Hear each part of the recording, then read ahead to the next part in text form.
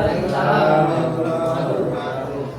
bismillahirrahmanirrahim. Bapak Ibu Guru, sebelum saya memulai presentasi hari ini, izinkan saya untuk menyampaikan apa yang ingin saya sampaikan. Jadi yang pertama, saya sebagai guru PJLK ingin mengajak Bapak Ibu Guru mapel yang lain. Nanti kita akan berkolaborasi dalam rangka untuk mengenalkan salah satu pendekatan pembelajaran di PJOK dan di materi, salah satu materi yang ada di PKG yang saya ikuti. Sebelum nanti masuk ke materi, mungkin sedikit gambaran tentang apa yang ingin saya tawarkan dan akan saya presentasikan adalah di video ini, Bapak Ibu Guru. Nah, ini adalah sebuah kegiatan yang mana anak-anak di dalam video ini sebagai pemain dalam sebuah game, sekaligus juga tadi di awal sebagai pembawa acara, jadi sebagai panitia, dan berbagi peran yang lain. Ada anak-anak yang juga sebagai penilai yang mencatat, dan ada juga sebagai, nah itu bisa dilihat ada yang membawa bendera. Nah, jadi dalam gambaran yang bisa dilihat di video ini adalah dalam sebuah kompetisi penuh anak-anak terlibat langsung di sana, jadi memberikan pengalaman. Nah, yang ingin saya sampaikan adalah yang pertama,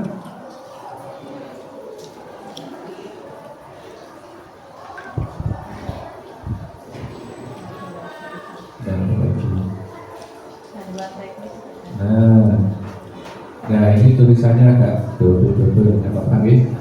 Jadi tugas ini adalah merancang pembelajaran berbasis proyek. Di proyek itu nanti akan melibatkan Bapak Ibu Guru di mapel yang lain untuk berkolaborasi dengan saya sebagai guru juga dalam memberikan pengalaman bermakna untuk anak-anak. Kita lanjut nih. Oke, nama permainannya adalah permainan sirkuit training yang bisa kita lihat di video tadi dengan pendekatan pembelajaran SEM. Pembelajaran SEM adalah School Education Model, Sport Education Model.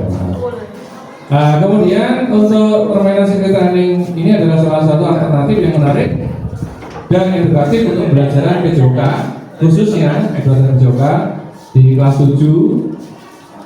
Sebenarnya ada metode latihan yang menggabungkan berbagai jenis aktivitas fisik dalam serangkaian pos latihan, ya, rangkaian pos latihan. Setiap pos biasanya memiliki jenis latihan tertentu yang dilakukan dalam waktu dan repetisi tertentu sebelum berpindah ke pos berikutnya. Dengan waktu istirahat minimal di antara pos. Latihan ini dirancang untuk melibatkan berbagai kelompok otot dan meningkatkan kekuatan daya tahan kebugaran kardiovaskular secara bersamaan. Samping itu, permainan ini juga mengenalkan berbagai peran dalam sebuah kompetisi secara untuk melatih kekompakan, koordinasi dan kerjasama dan keterlibatan mapel lain. Misalkan ini ya, jadi contohnya adalah IPA dan matematika, seperti Bapak Ibu yang saya undang ke sini, kebetulan guru IPA dan matematika, dan sebenarnya bisa dikolaborasikan dengan mapel yang lain sebenarnya. Kegiatan dipublikasikan melalui WA, dan nanti untuk supaya kegiatannya itu lebih meriah, jadi anak-anak juga kita berikan materi yang berhubungan dengan bagaimana cara mempublikasikan kegiatan supaya mendapat dukungan dan yang lihat supaya banyak ya.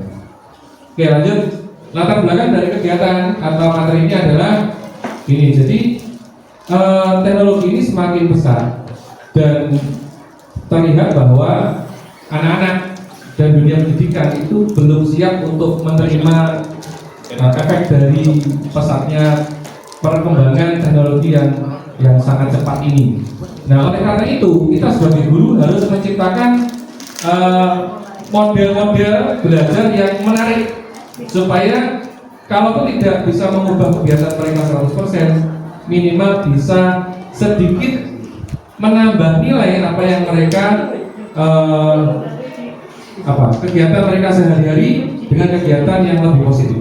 Salah satunya adalah kegiatan yang kita desain dalam bentuk training model dan pendekatan set. Melalui pembelajaran ini anak-anak akan mengenal komponen dari sebuah kompetisi agar anak-anak mendapatkan pengalaman yang bermakna sekaligus memberikan pengetahuan yang beragam dalam suatu kegiatan dan juga berkolaborasi dengan guru atau mapel yang lain. Tujuannya adalah mewujudkan siswa yang sehat, berkarakter, profil Pancasila atau P5, khususnya pada dimensi berkebinekaan global melalui berdasarkan dalam permainan sirkuit training. Mensimulasikan kolaborasi materi ditunjukkan dengan mapel yang lain. Contoh misalkan jadi biasanya sirkuit training ini kan khusus olahraga. Nah, hari ini kami akan mencoba untuk mengkolaborasikan dengan Bapak Ibu guru yang lain di mapel yang lain. Contoh misalkan Bapak Ibu guru yang mapel IPA, nanti posnya adalah ada pos anatomi tubuh. Jadi nanti ada pos anatomi tubuh di sana. Bapak Ibu guru bisa memberikan soal-soal pendalaman materi tentang materi Bapak Ibu guru tentang anatomi. Misalkan ada pos matematika, di situ ada pos untuk menghitung denyut nadi. Menghitung denyut nadi misalkan. Jadi anak-anak beraktivitas nyampe pos itu hitung denyut nadi. Kalau misalkan siswa A denyut nadinya sekian, dihitung dalam waktu 15 detik, jadi denyut nadinya berapa? Termasuk normal atau tidak. Terus kemudian IPS misalkan nyampe pos itu anak-anak nanti mendapatkan materi berhubungan dengan sejarah olahraga misalnya. Nah, jadi dengan adanya pos-pos tadi memungkinkan untuk bisa berkolaborasi dengan banyak mata pelajaran. Lanjut. Struktur program: Bapak kepala sekolah sebagai penanggung jawab, guru olahraga sebagai koordinator, dan rekan guru yang lain sebagai pendamping tim dan sebagai kolaborator dalam mapel TJK. Murid sebagai peserta dan pelaksana didampingi oleh Bapak Ibu guru. Kapasitas yang dimiliki, kita di SMP 2 Kandangan ini memiliki halaman, ya halamannya cukup untuk kegiatan ini kita manfaatkan aset dasarnya. Kemudian pelaksanaan olahraga nanti kita punya matras bola basket, skipping, bola pasti, dan voli. Nanti dilengkapi dengan materi dari Bapak Ibu guru dari fakultas yang lain. Kemudian pendanaan ini kita pakai subsidi silang. Jadi nanti yang bisa didanai oleh bos nanti kita terima. Kalaupun ada yang kurang nanti anak-anak akan swadana belajar untuk mencari sponsor pada orang tuanya sendiri. Kita ajari mereka untuk berdaya dengan aset yang mereka miliki. Asetnya adalah orang tua masing-masing. Mungkin mereka mengenalkan, Pak, Bu, kelas saya mau mengadakan ini, tolong dibantu. Nah, minimal belajar untuk mensosialisasikan dan meminta support sponsor dari orang tua masing-masing. Lanjut, rencana evaluasi. Nanti ada beberapa penilaian dari kegiatan ini. Yang pertama adalah penilaian formatif, kemudian yang kedua sumatif dan refleksi oleh siswa. Kemudian ini adalah post challenge. Nanti, nah itu belum diganti ya. Post challenge ini maksudnya saya tadi ingin memberikan gambaran tentang post challenge yang bisa dilakukan dalam hal penilaian. Belum direvisi beberapa. Lanjut, tantangan. Bagaimana cara kita mendidik sebagai pendidik memberikan edukasi terhadap murid bahwasanya terlibat dalam sebuah kompetisi secara utuh itu lebih menyenangkan dan seru daripada bermain gadget atau mungkin bermain game online.